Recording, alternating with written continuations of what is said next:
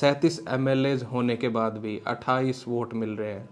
आपने बाड़ेबंदी भी कर रखी थी, बाड़ेबंदी करने के बाद आपने उन सबको ट्रेनिंग भी दी थी, उसके बाद भी अगर आपके हाथ से वोट निकल के जा रहे हैं दूसरी पार्टी में, तो आला कमान और स्टेट लीडरशिप की कहीं ना कहीं उसमें कमी ज़रूर नज़र आती है।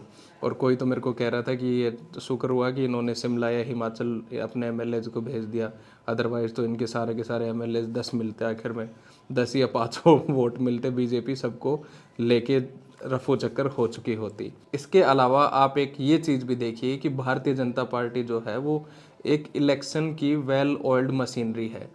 वो जो सिस्टम जो है उनका चुनाव लड़ने का, उन्होंने साम दाम दंड भेद जो उनसे बन पाए वो करेंगे वो लोग। और आपके चाहे 50 एमएलएज हों तो भी वो आपको कम से कम तोड़ के लेके जाएंगे, ये उन्होंने ठान रखा है। तो ये जो उनकी पावर पॉलिटिक्स है कि भी किसी भी तरीके से सत्ता को हथियाए, इस पावर पॉलिटिक्स का खेल जो है वो आगे 4 चुनाव में भी देखने को मिलेगा। और आप एक चीज़ देखिए कि भारतीय जनता पार्टी का एक वोट इनवैलिड हुआ है इस राज्यसभा चुनाव में। ये इनवैलिड हुआ है, किस तरीके से हुआ है और इसके पीछे की राजनीति क्या है। अगर ये एक वोट इनवैलिड ना होता तो आराम से सतीश नांदल जीत चुके थे। और ये किसकी शर्म में इनवैलिड हुआ है ये वोट?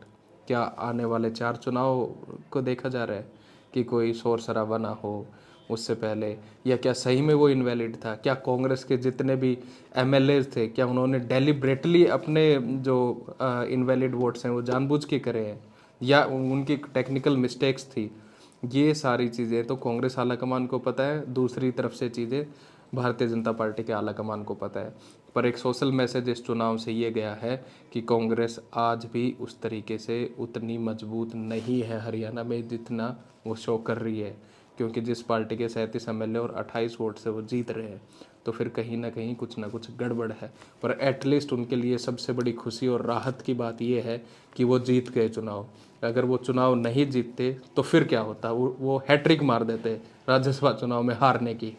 तो मैं हूँ आदित्य सांगवान, ये सारी बातें हम कर रहे हैं। और अपकमिंग इवेंट्स और डेवलपमेंट्स क्या होंगे इस चुनाव के बाद में, वो इंटरेस्टिंग है। तो आप देख रहे थे, थैंक यू सो मच।